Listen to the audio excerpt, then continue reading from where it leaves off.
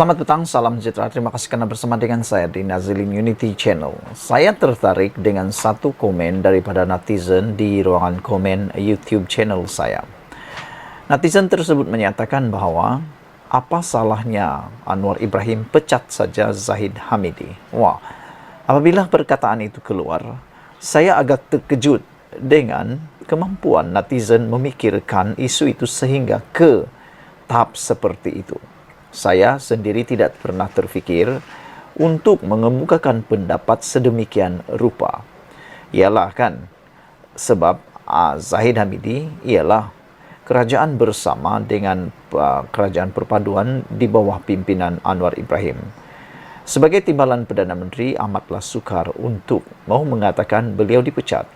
Namun, oleh kerana netizen telah pun memberikan komen tersebut, saya mula berfikir satu perkara yang luar biasa. Saya turut terfikir mengapa Zahid Hamidi tak takut dipecat Anwar. Adakah beliau terlalu yakin bahawa beliau sudah berkuasa besar dengan kedudukan sebagai timbalan Perdana Menteri, dan adakah Zahid Hamidi tidak takut dengan jawatan tersebut, atau adakah Zahid Hamidi menganggap Anwar Ibrahim takut kepada desakan dan tekanan Zahid Hamidi? Semua ini timbul gara-gara Anwar Ibrahim telah memberikan kata dua pendirian yang tegas di dalam menangani rasuah. Anwar Ibrahim dalam kenyataan terbaru beliau mengatakan bahawa kalau nak jatuhkan saya kerana lawan rasuah, silakan. Ditambah pula di dalam pendirian dan pengakuan tersebut, Anwar Ibrahim mengatakan beliau tidak peduli. Beliau arahkan SPRM supaya menyiasat sesiapa sahaja yang terlibat dan mempunyai bukti rasuah.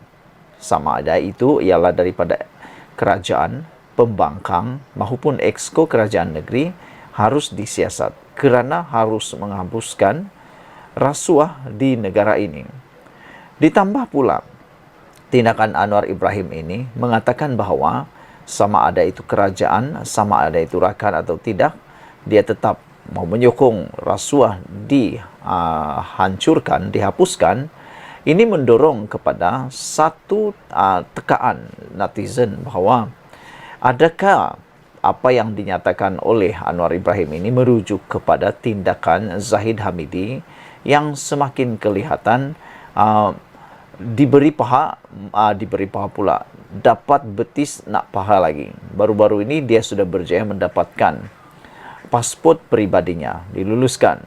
Dan sekarang ini pula Zahid Hamidi menuntut pula 47 pertuduhan mahkamahnya supaya digugurkan oleh peguam negara.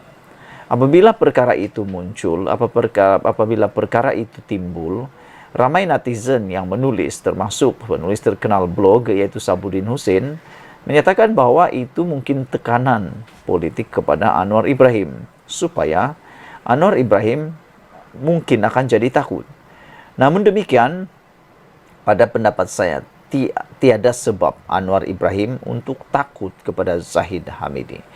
Memandangkan Anwar Ibrahim memang sudah bersedia untuk melawan rasuah secara habis-habisan perang rasuah ini, dia juga mengatakan bahawa susah senang dia akan hadapi. Sama ada beliau akan ditarik sokongan oleh Barisan Nasional atau UMNO pun, beliau akan tetap lawan rasuah.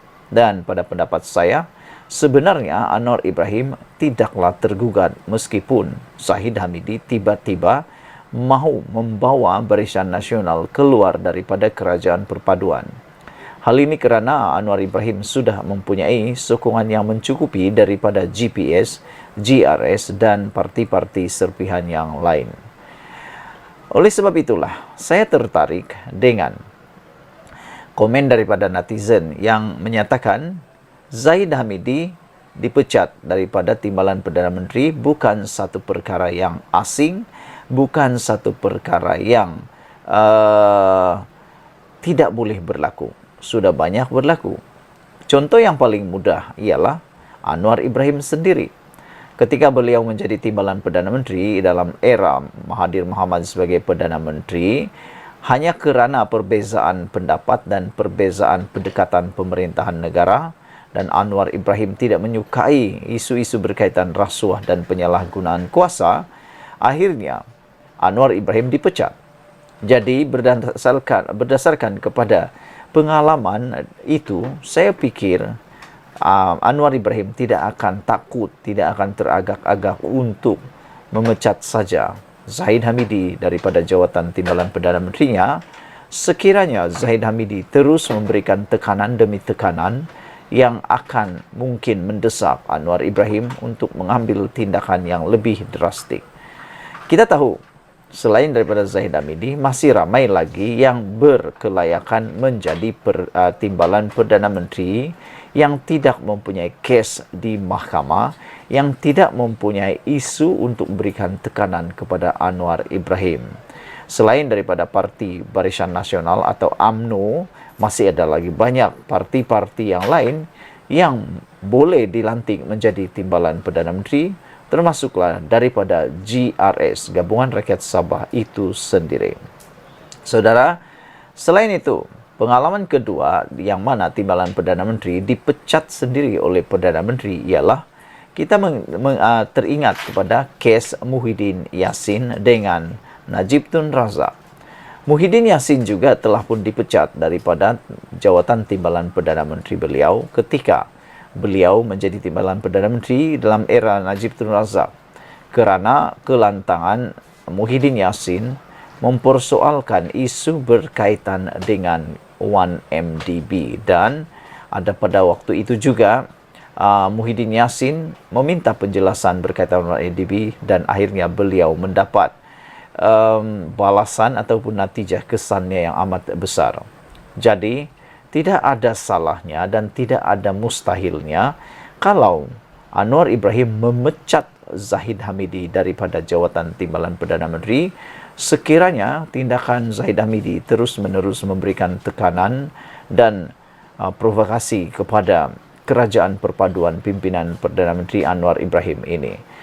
Selain itu, pada pendapat netizen dan juga penganalisis politik, pemerhati politik, ialah sebenarnya Zahid Hamidi tidak akan mampu pun menggugat kedudukan Anwar Ibrahim. Kerana kalau dia meninggalkan kerajaan, yang paling rugi bukanlah kerajaan perpaduan, tetapi beliau sendiri. Ada orang bertanya, adakah kalau dia meninggalkan kerajaan perpaduan, dia akan lebih dapat pembebasan daripada kes-kes mahkamahnya, atau dia akan lebih terbeban lagi? Ataupun adakah kalau dia bersama dalam Perikatan Nasional, dia akan dapat apa yang dia mau, iaitu pengguguran pertuduhan mahkamah itu? Pastinya itu hanya boleh dijawab apabila kalau mereka bergabung bersama-sama. Sekian dulu untuk kali ini. Jangan lupa tinggalkan komen Anda, tekan butang subscribe. Kita jumpa lagi. Bye-bye.